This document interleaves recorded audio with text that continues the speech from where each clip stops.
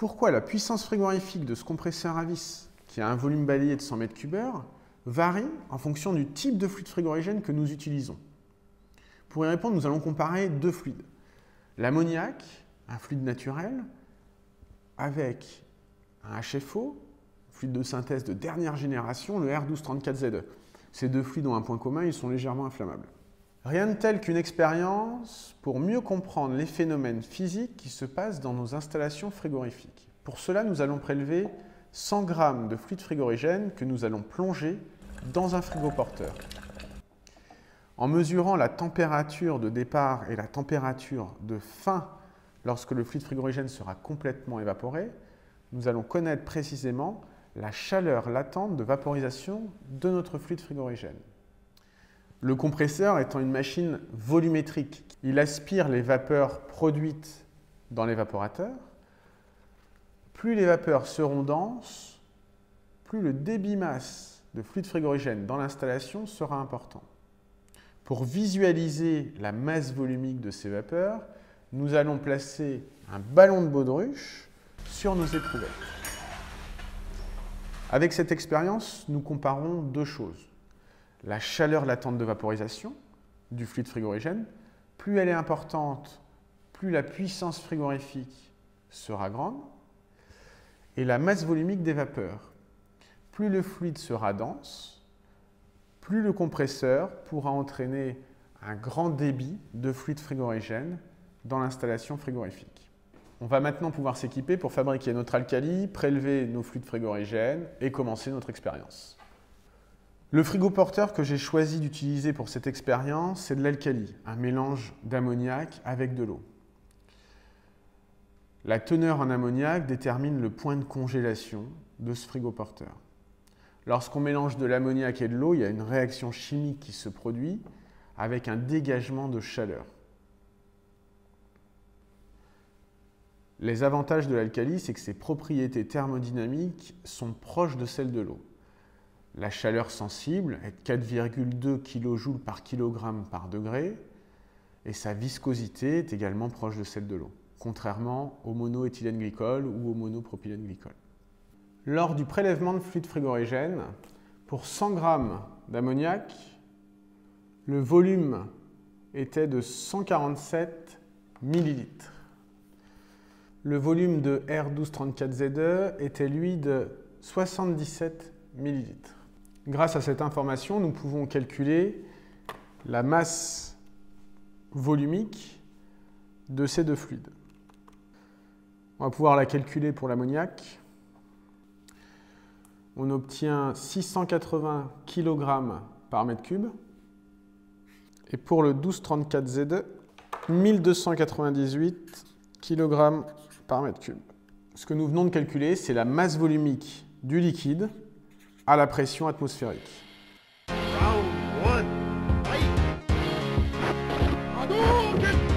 Le premier round qui oppose le R717 au 1234ZE va permettre de déterminer le fluide qui a la plus grosse chaleur latente de vaporisation. Au début de l'expérience, l'alcali était à 19 degrés. La chaleur spécifique de l'alcali est de 4,2 kJ par kilogramme par Kelvin. Ce qui veut dire que pour élever d'1 degré 1 kg d'alcali, il faut lui fournir 4,2 kJ. Nous avions placé le fluide frigorigène dans 1 kg d'alcali. À la fin de l'expérience, l'ammoniac était passé de 19 degrés à moins 11 degrés, ce qui fait un écart de température de 30 degrés. Pour le 1234ZE, au début de l'expérience, l'alcali était à 19 degrés et à la fin de l'expérience, elle était à 14 degrés, ce qui nous donne un écart de seulement 5 degrés. L'énergie absorbée par le fluide frigorigène est égale à la capacité thermique la chaleur sensible de l'alcali, multiplié par l'écart de température, multiplié par la masse d'alcali, ici 1 kg. On obtient 126 kJ pour l'ammoniac et 21 kJ pour le 1234Ze. L'ammoniac remporte ce duel haut la main avec une chaleur latente de vaporisation 6 fois plus importante que le 1234Ze.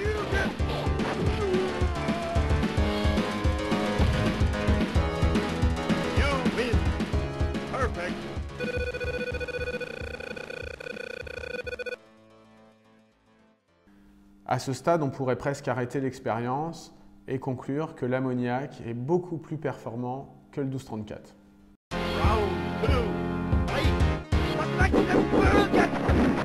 Dans le deuxième round qui oppose l'ammoniac au 1234Ze, nous allons comparer le débit masse dans l'installation. Le compresseur est une machine volumétrique qui a un volume balayé de 100 m3.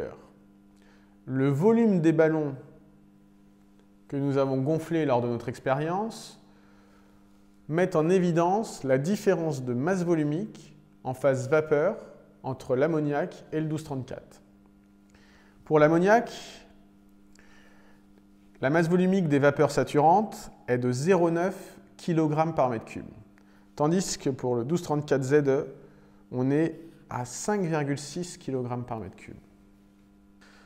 Avec le même compresseur, le débit masse dans l'installation sera de 190 kg par heure pour l'ammoniac et de 700 kg par heure pour le 1234Ze. Ce deuxième round est donc remporté haut la main par le 1234.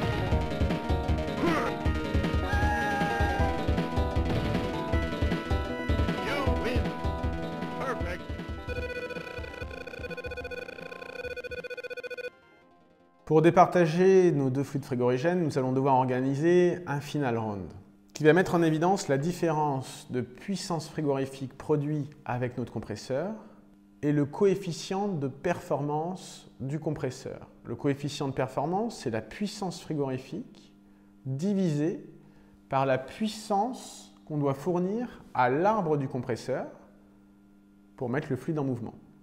La puissance frigorifique est de 56 kW avec de l'ammoniac, tandis que pour le 1234, on va produire uniquement 24 kW. La puissance à fournir à l'arbre du compresseur est de 10 kW pour le 1234 et de 21 kW avec de l'ammoniac. Le COP du compresseur, puissance frigorifique divisée par la puissance à fournir à l'arbre du compresseur, est donc de 2,57 pour l'ammoniac et de 2,2 pour le 1234. Pour produire la même puissance frigorifique avec du 1234Ze, il faudra installer 2 fois plus de compresseurs. Et on consommera plus d'électricité pour la même puissance frigorifique.